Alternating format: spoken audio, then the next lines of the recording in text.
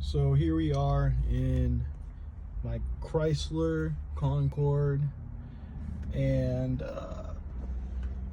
it had a pretty deep scratch, not a scratch, a crack in the dash that I pretty much filled in with JB Weld silicone, and it's holding up pretty well.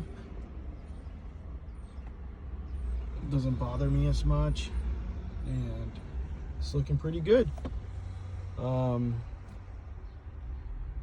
Yeah, so I guess that was a pretty good fix. I don't know if you guys would do this. I definitely did it, and it looks a lot better than it used to.